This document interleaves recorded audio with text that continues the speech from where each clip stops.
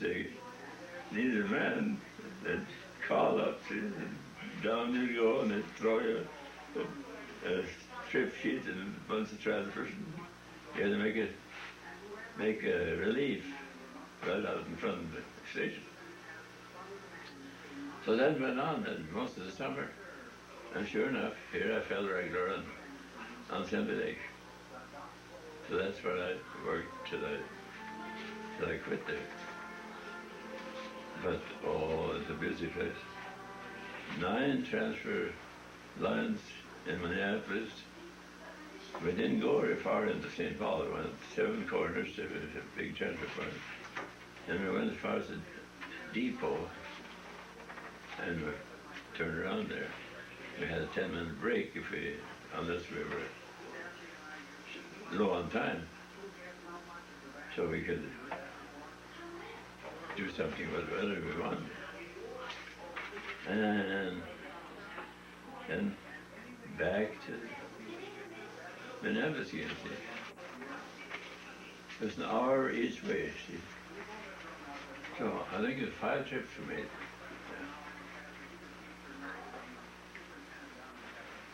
Five trips. So they give us 10 hours, and some over 10 hours. 28 cents an hour, mind you. Big pay. And after 6 months, they get a 2-cent raise. Sí, pues. Oh, God. But we got along. We had to make $100, paid $100 a month on that house. $100 a year. Oh. So then I started having trouble with my body because it's such a difference in I was used to farm work and heavy work, muscle, I used to my muscles. And then I wasn't feeling good. No matter what I do, I couldn't feel right. So the company had a doctor, so I went there. He looked me over and he said, well, you seem to be all right. He says, what you need is a cord of wood in the backyard and a buck saw. To get the muscle burger, see. Of course, I didn't do that, but I stayed with him till 1917 when the war broke out. We all had to go and register.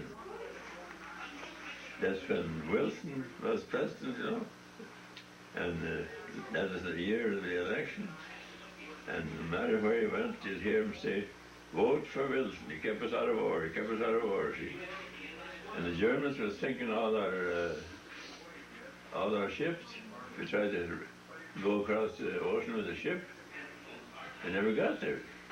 Because Germans had that ocean all filled with little submarines.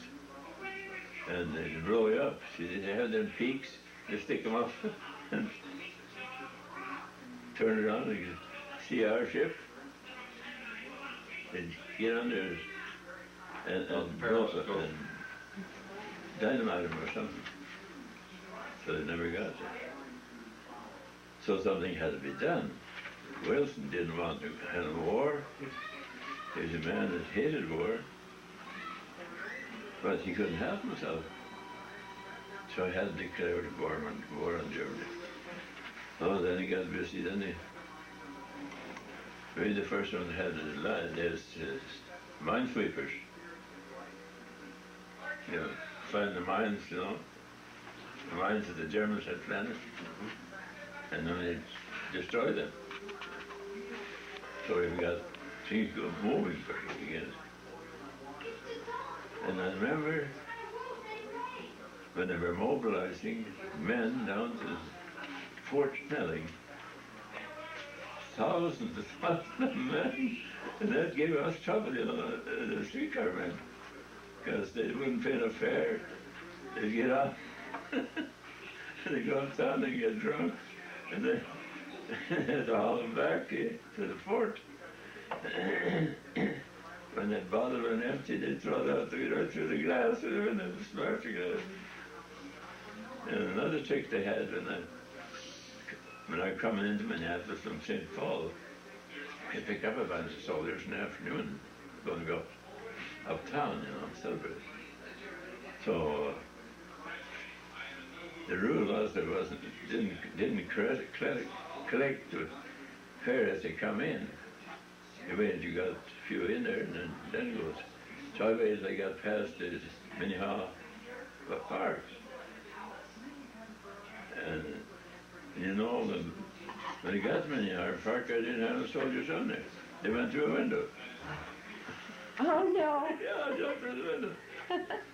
So for a nickel, they do anything. Just, it wasn't the money, but you see so from then on, we collected as they come in and had to make a pay.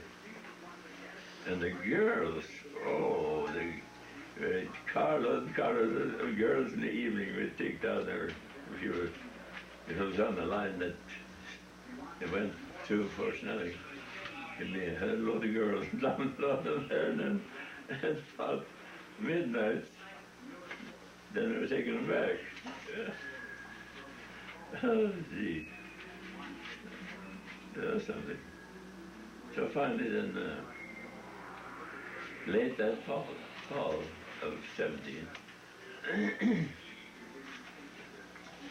Tom and Jenny said they wanted to go back to the farm. Because Sidney wasn't taking care of things right that way. He sold the hay and fed the cows on straw.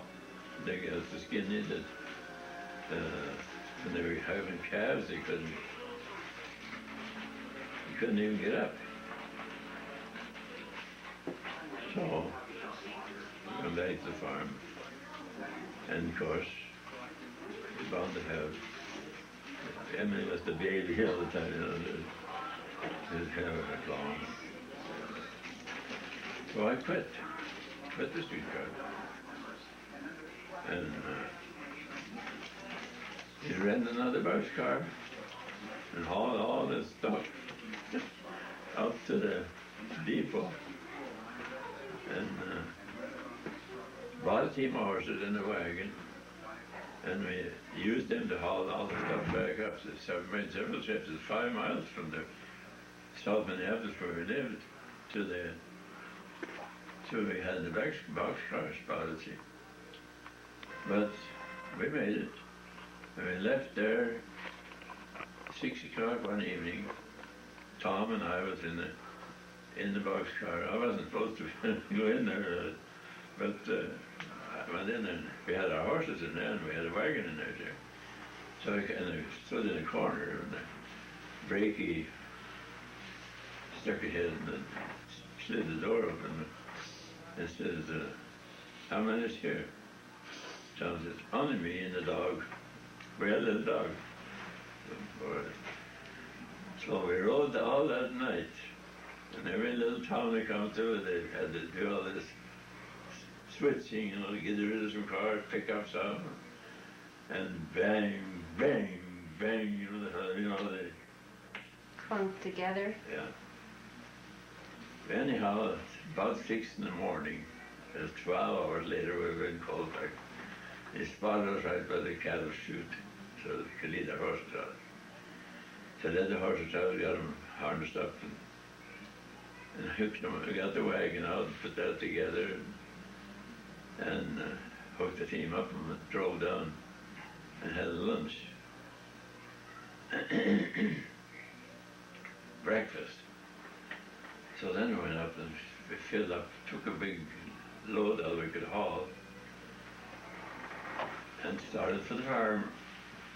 And 5 miles. And the farm was where, Dad? Yeah. Where was the farm?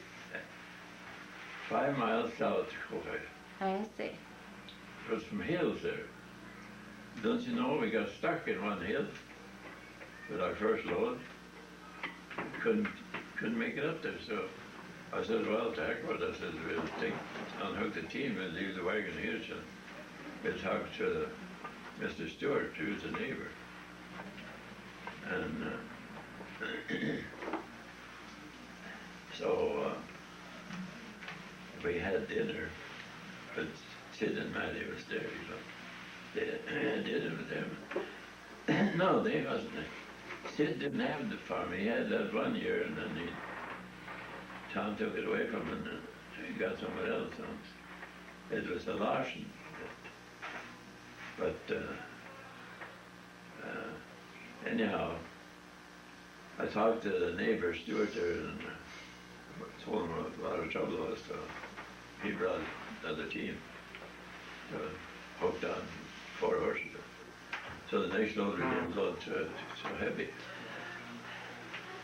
But we did 2 at each horse. And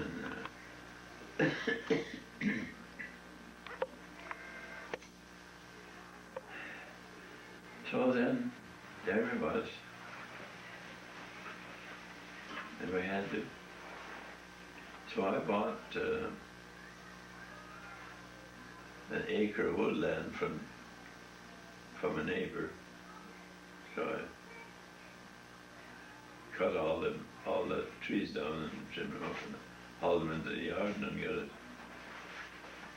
got a buzz saw then, you know, to cut it up. So we had plenty of wood. And I think we bought I know Tom bought a cow from one of the neighbors.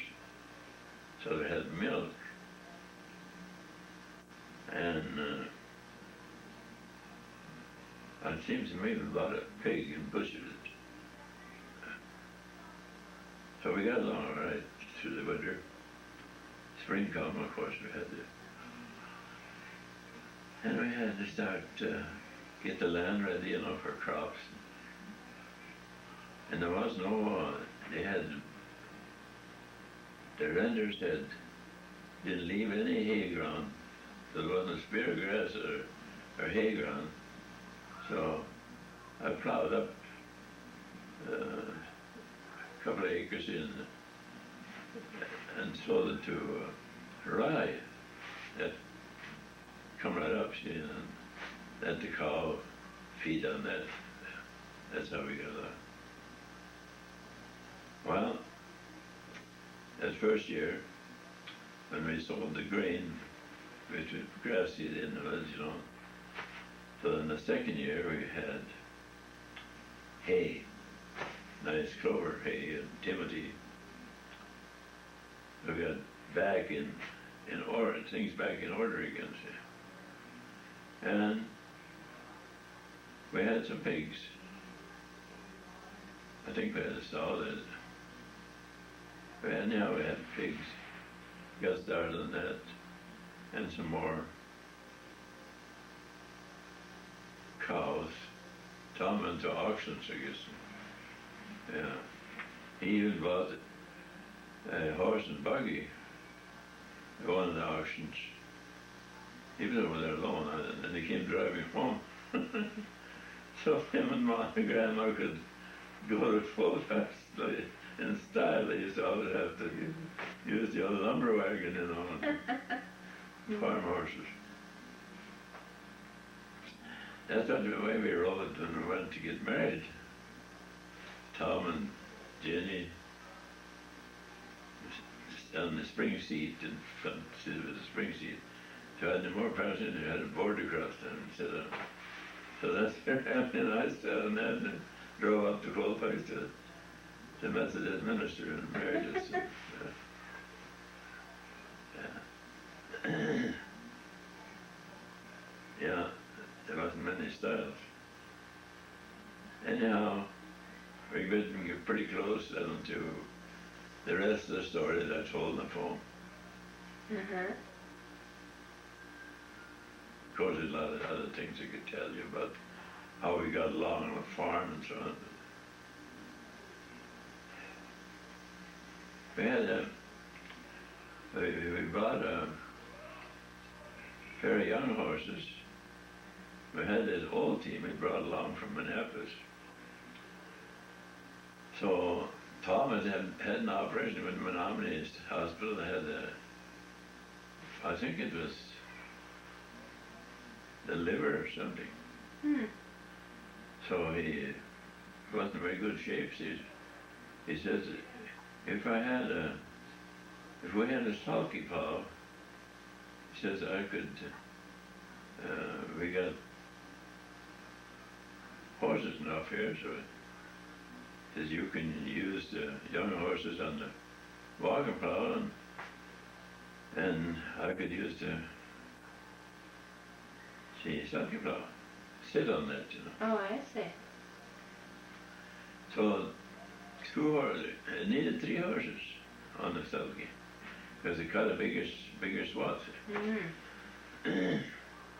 So talked to a neighbor and asked him if we could hire. He had a bronco there, but it was Jim, and awful mean, you know. But and so I said, yeah, take him. I said, use him and have the trees. So we had him on the land side, and they had one big fellow in the furrow, and then this mare was in between them, and see. So started out, made a round, and then Tom got on there and started out. And don't you know that bronc, he started crowding that mare, see? Mm-hmm. Put it back in it, crowded. He crowded them horses out so they didn't even take his had no more swath on them to flip flop. See. Oh, Thomas, you know what to do, you know. I says, you watch the horses, I says. Then I go over to the buildings now, fix up something. We'll fix them. So I got a board, about like that, and I drilled a hole in it,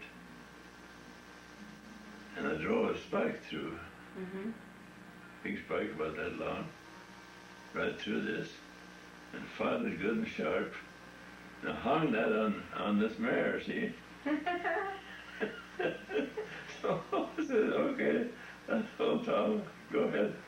So he got on the seat and get up. They started out and that stuck him out. You'll see that he hasn't come up with. Oh, so He stayed in he got it line. down and went that way, and he done the same thing again. Mm-hmm. And he got stuck, you know. That cured him. And Tom plowed several days in the fall of the year. I was plowing with the other young team in the wagon plow. And he never tried that again, that trick. I thought of that, you know, that it'd be a good thing because he'd stick his thigh, you know, push over against that mare, push her out of there into the other one that was in the furrow, and he had to get out on the land on that side. Then there was no furrow. Yeah? Oh, good. Oh, gee whiz. Well, you always could come up with some idea to make things better. Huh? You always came up with some little trick to make things better. So I had a little bronco mare there. Well, there were 2 of them. There was a pair. And they had us all together, see? Double stall, and they both set them together. And they had no idea that one was a kicker, mean. So one day I was just going out of the barn, and I started shouting, and I kind of stood there. Sure enough, it's one was kicking but his heels, you know. Oh, I said, that's what's been going on there. But I wasn't paying attention to him because I trusted him, you know. they're all right, and they didn't show no signs when there were people around, and they're working to work together.